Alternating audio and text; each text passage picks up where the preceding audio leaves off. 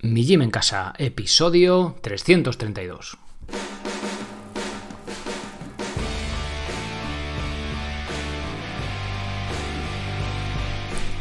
Muy buenas, bienvenidos a un nuevo episodio del podcast de Mi Gym en Casa, el programa donde hablamos de entrenamiento y de alimentación desde un punto de vista diferente e independiente. Sí, por fin voy a hablar de alimentación.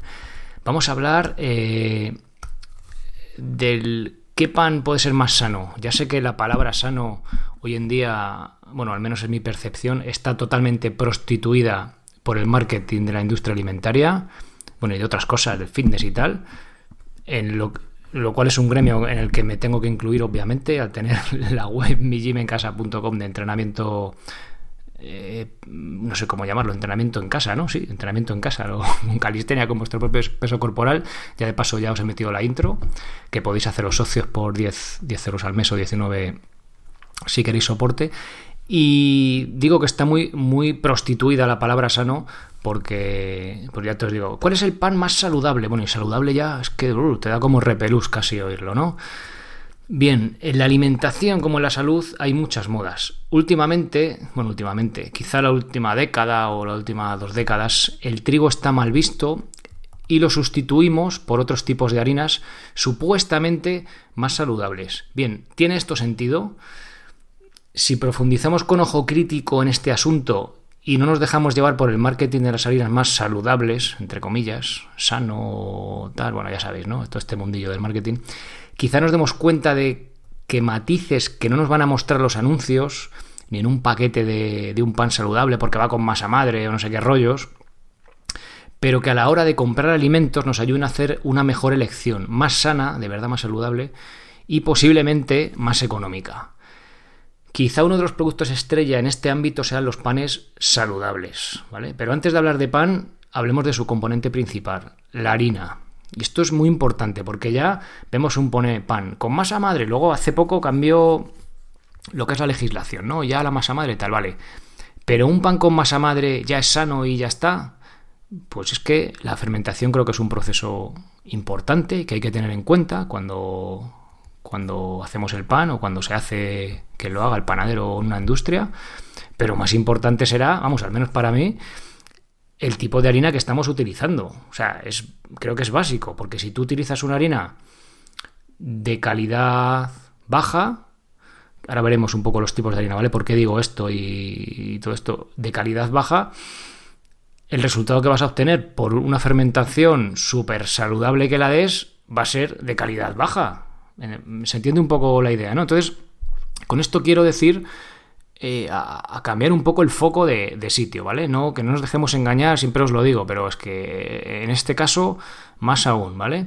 Avanzo de que no tengo una respuesta contundente, porque aquí el título del episodio se llama El pan más sano, ¿vale? Vamos a hablar de tipo de harina, haré alguna parte para hablar de diferentes cuestiones respecto al pan, y no va a haber una respuesta contundente, vamos, sí que tengo más o menos las cosas claras, pero sí te puedo aportar, creo que puedo aportar información poco común y sin intereses comerciales para que tengáis una opinión pues más formada y que puedas hacer mejores elecciones respecto a lo que compras, ¿no?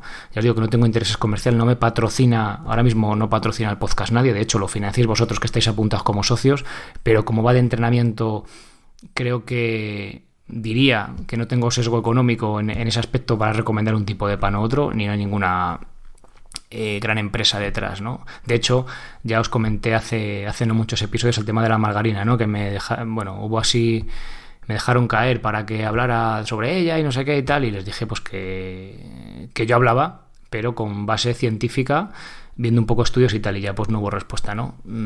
Parece que es muy obvio, ¿no? Pero hasta que no lo ves por ti mismo y dices, hostia, es que esto sí que funciona así, ¿vale? Es así, te das cuenta, ¿no? Bueno, entonces, simplemente tomadlo como esto que os digo, o sea, este es mi punto de vista, me gusta mirar el foco más allá de que si la harina, pues lo que os digo, vale, no tomo harina de trigo refinada, vale, no tomo harina de trigo, pero tomo harina, yo qué sé, de garbanzos. Pues mira, para empezar, el garbanzo tienes que, para desactivar antinutrientes, vale, dicho así de forma un poco ambigua, hay que ponerlo en remojo, hay que hacer un preparado para ese tipo de legumbre, para ese tipo de, no sé si está bien dicho semilla, ¿no? Pero bueno, para ese tipo de alimento.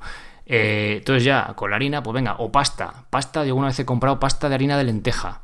Joder, es que la pasta de harina de lenteja, tú necesitas que la lenteja igual, ponerla en remojo. Si no la pones en remojo, luego tienes unos gases de la leche. O sea, menudo negocio hemos hecho al cambiar los macarrones de trigo por los de lenteja, ¿no? Pues me refiero un poco a eso. A que... Y yo también he picado y he probado, ¿no? Y luego me paro a pensar y digo, coño, si es que...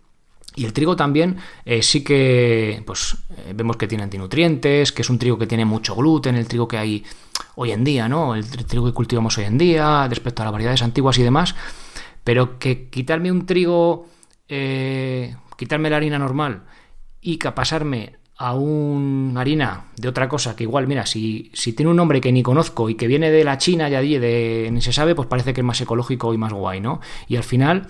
esa es la apariencia, eso es lo que nos venden por los ojos, ¿no? Y como que queda chulo, pero yo levanto la mano para deciros, oye, sed sensatos y pensad por qué elegís un tipo de cosa respecto a otra, ¿vale? Un poco para hacer un consumo responsable de lo que coméis, coño. Y no solo pensando en plan ecológico que venga de más lejos o más allá, sino apelando al sentido común, ¿vale? Bien, entonces, por eso lo que os digo es simplemente quiero aportar información sobre aspectos de las harinas, de los panes, que normalmente no se suelen escuchar, ¿vale? Aparte de que si paleo o no paleo, que si tomo cereales o no tomo cereales, ¿vale? Si no tomas cereales, pues esto, pues obviamente, pues lo puedes obviar, ¿no? Pero los que yo, ya os lo he comentado alguna vez, dejé de tomar pan, de hecho ahora hago un pan que hago en casa con harina recién molida entre comillas, bueno, ahora lo veremos, de trigo, ¿vale? Es otra variedad de trigo, es una variedad de trigo diferente a la habitual comercial, y sale un pan que cuesta que se eleve, ¿vale? O sea, no es un pan blanquito con una miga de la leche, cuesta que se eleve haciendo las cosas muy bien, sale un pan rico, con un sabor brutal, y que, pues, bajo mi punto de vista, puede ser algo saludable, entre saludable y rico, ¿no? Porque al final resulta que lo que está rico, que haces un ladrillo ahí, que no hay Dios que se lo coma, y pues al final acabas comprando el pan normal, ¿no? Entonces, buscando un poco el equilibrio, si nos gusta el pan y desde el punto de vista evolutivo, podemos, bueno, es que tampoco me quiero ir mucho por las ramas, pero vale, sí, llevamos unos 10.000 años, menos igual, ¿no? El otro día hablábamos con Miriam Cubas, que igual en la península ibérica 7.000, 6.000, consumiendo cereales, ¿vale? Pues quizá el problema, y esta es mi hipótesis, ¿no? Quizá el problema no sea consumir cereales, trigo incluido, sino que estas variedades y que el procesado que se hace de ellas vaya más acorde al neolítico que no solo a los últimos 50 años, ¿vale? Esa es un poco mi hipótesis, que subrayo lo de hipótesis porque no tengo la verdad absoluta ni mucho menos, y simplemente quiero compartir un poco pues lo que voy encontrando, el conocimiento, y aportaros información para, pues para empoderaros y que toméis mejores decisiones, que no veáis solo lo que os mandan por la tele, o el que vende pues un tipo de producto que al fin y al cabo, pues oye, tiene que venderlo para vivir y que es su curro, vaya. Venga, pues vamos a comenzar a hablar de Weston Price y su experimento con las ratas. Hace casi 100 años, en los años 30, Weston A. Price, no me acuerdo de qué era un dentista muy peculiar que lanzaba la hipótesis de prevenir las caries alimentándonos bien, más que cepillándonos los dientes, ¿vale? A ver, dicho esto, luego, bueno, Weston Price, os invito a escuchar el episodio 95 del podcast en el que hablo de su, bueno, se llama Alimentación primitiva contra alimentación moderna. Este hombre lo que hizo en los años 30 fue ir por el mundo y, por ejemplo, iba a Suiza. Y en Suiza estudiaba a la gente de la ciudad, también sobre todo a niños, bueno, a niños y adultos, ¿vale? Entonces les veía la boca y decía, madre mía, lo de la ciudad, el comer pan blanco, tenía una fijación con el pan blanco que no veas, lo odiaba, entre comillas, ¿no? Azúcar, no sé qué, y la gente tenía mogollón de caries, la boca hecha una mierda, y iba a los mismos suizos, lo que vivían allí en las montañas, donde Heidi, un poco más arriba, bueno, no sé donde Heidi, porque estaba allá arriba del todo ahí con el abuelo, y veía lo que comían, ¿no? Veía que no tomaban leche desnatada, porque en las ciudades se empezó a poner de moda la leche desnatada, y tomaban lácteos completos, enteros, perdón, me refiero, que tenían todas sus vitaminas, todos sus micronutrientes, ¿no? Y entonces Weston Price decía que realmente ahí estaba esos elementos de la naturaleza, llamaba él, que luego lo veremos, que eran lo que realmente te protegía contra las caries, ¿no? Y te hacía tener una buena salud y estar sanota y tal. Y esto lo fue replicando pues por todo el mundo, comparando diferentes grupos de población de la misma zona, pero los modernos contra los primitivos, ¿no? En este sentido, dándole a primitivo el aspecto positivo de la palabra, ¿no? Como algo así antiguo, ¿no? Bueno, que al fin y al cabo, fijaos, ¿no? Eran primitivos, pero sabían, a pesar de no tener dentistas, sabía cuidarse mucho mejor la boca, sin saberlo, ¿no? Con ese tipo de alimentación que los que vivíamos o vivimos en las ciudades, ¿no? Dicho esto, he dicho que antes que era mejor alimentarse bien que cepillarse los dientes. Luego sí que veía a veces que había niños que tenían por la boca con sarro y tal, y sí que, oye, pues les recomendaba cepillarse, pero era más una cuestión estética que de salud del propio diente, porque es que luego, o sea, había poblaciones, sobre todo los que tomaban pocos hidratos de carbono, sobre todo los inuit, esquimales, esa zona ya sabéis, que es que no había, o sea, a lo mejor miraba un pueblo entero y se encontraba una caries, o sea, es una mini amago de caries, ¿no? Un libro muy interesante y que, pues como digo, son temas poco conocidos. Bien, bueno, pues Weston Price lo que hizo, que me enrollo, pues hizo un experimento con ratas. Cogió a 3 grupos de ratas y alimentó a cada grupo de diferente manera, ¿vale? Y estudió cómo les afectaba a su crecimiento, su comportamiento, etcétera. Entonces, os dejo las notas del episodio, si no ponéis en Google Mi Gym en Casa, episodio 331 o el pan más sano, y os saldrán un montón de artículos diciendo un montón de cosas que no comparto. Voy a ser educado. Vale, Mi Gym en Casa, episodio 331, perdón. No, perdón, 332.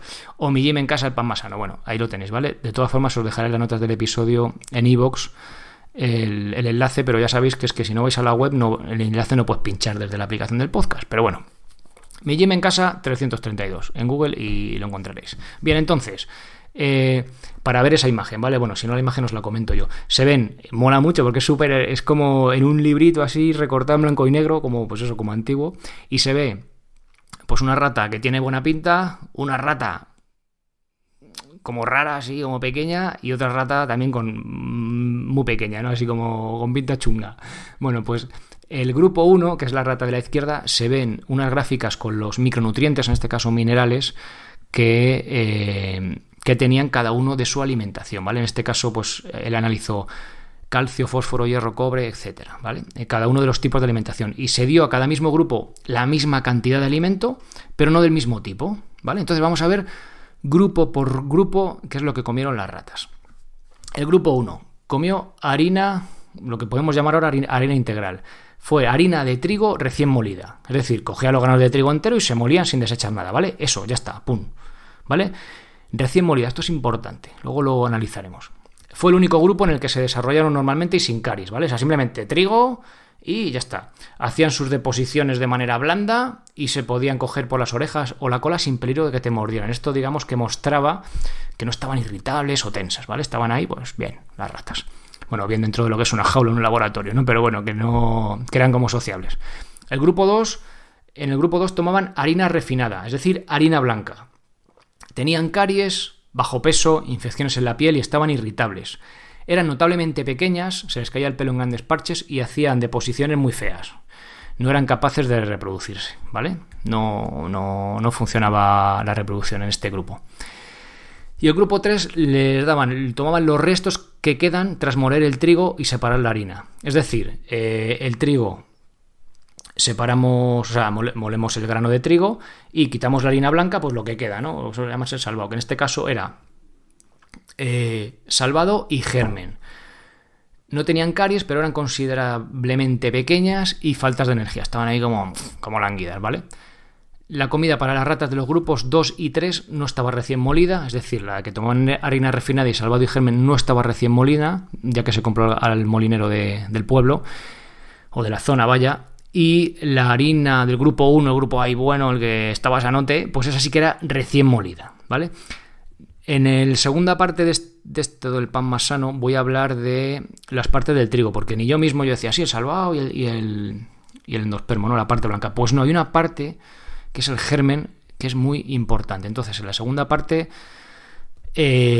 hablaré un poco de cómo es un grano de trigo y así tenemos más información y, pues como siempre lo digo, ¿no? Más información, más clara y podemos tener una opinión más formada de las cosas. Y bueno, y también para estos pequeños detalles, ¿no? Pero bueno, por resumir, tenemos la cascarita, que es el salvado, el germen, que es donde está la vitamina E sobre todo, y la B, ¿vale? Que es como una parte grasa pequeñita, y el endospermo, que es la parte blanca, que es puro hidrato de carbono, ¿vale? Ya está, con eso un resumen rápido. Bien, es interesante que a pesar del aumento de micronutrientes del grupo 3, las ratas no maduraran normalmente y sí lo hicieran las del primero. Es decir, los micronutrientes del trigo no se encuentran en la parte blanca, en la harina blanca, ¿vale? Sé que eso está, digamos, vacío de micronutrientes, apenas, ¿vale? O sea, en general, ¿vale? Porque se ven las gráficas que las ratas del medio apenas tomaban micronutrientes, no tenía casi. Las ratas del tercer grupo, de los que tomaban el salvado y el germen, iban de micronutrientes hasta las cejas, iban hasta arriba, y las de, digamos, el primer grupo, pues era algo intermedio, ¿no? Tenían buena cantidad de micronutrientes, pero de minerales, pero se desarrollaban bien, ¿vale? Entonces,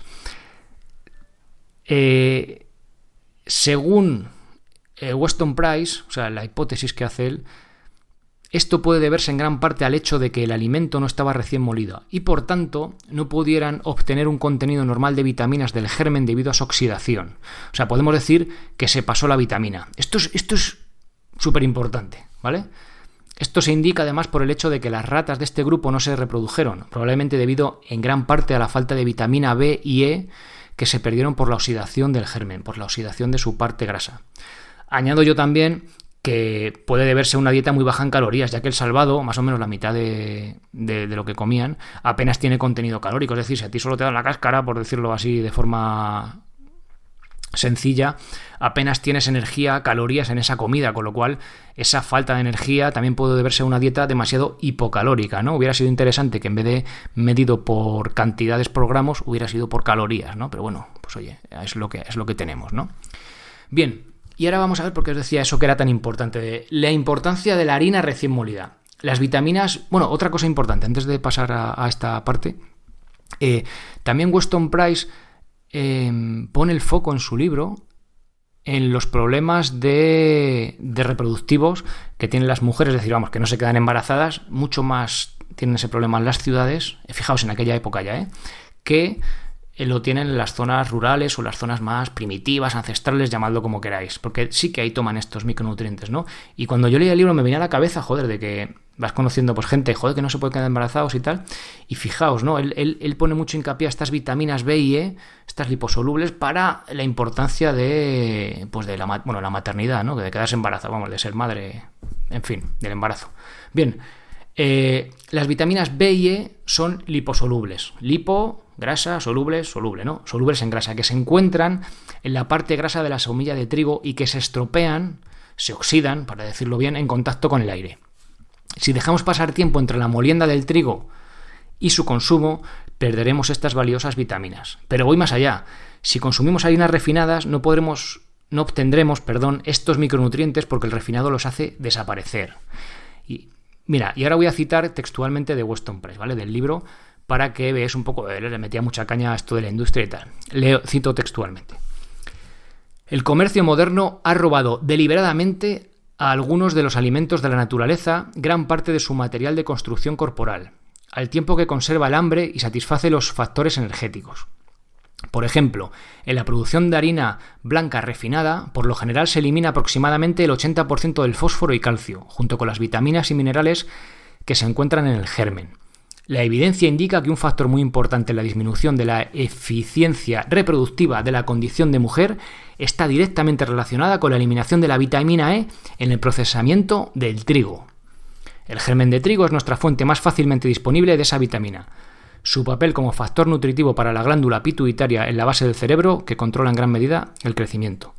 De manera similar, la eliminación de la vitamina B con el embrión del trigo, junto con su oxidación después del procesamiento, resulta en el agotamiento de los activadores de la construcción del cuerpo. Cuidado, o sea, aquí lo que os decía, ¿no? B, un factor muy importante para la disminución de la eficiencia reproductiva, de la condición de la mujer, ¿no? Para poder quedarse embarazada, está directamente relacionado con la eliminación de la vitamina E. Es una hipótesis muy interesante. Dices, joder, o sea, este hombre, fijaos, ¿no? Hace casi 100 años... Bien, él lo veía, ¿no?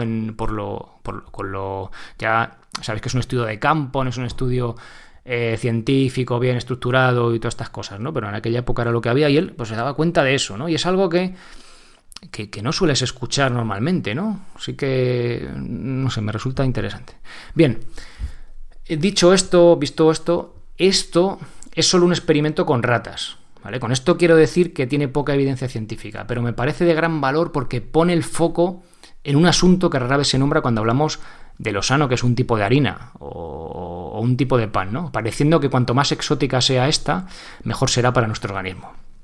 Bien, en una segunda parte que prometo que no será muy lejos, estamos ahora julio, yo creo que en agosto la saco seguro porque si no me voy muy lejos.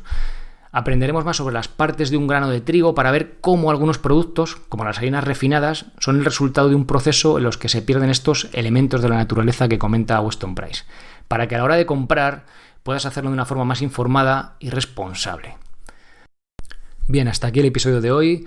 Continuaremos profundizando un poquito más en estos aspectos de la harina, del trigo y demás, que la verdad que es algo, como os decía, al menos para mí muy interesante, que me parece que merece la pena compartir, porque son temas poco común y creo que de mayor importancia que los que normalmente se tratan o los que ponemos el foco respecto al panes, harinas y demás. Bien, gracias por haceros socios en migymencasa.com para soportar este proyecto y gracias por estar ahí escuchando episodio tras episodio. Ser responsable para ser feliz. Adiós.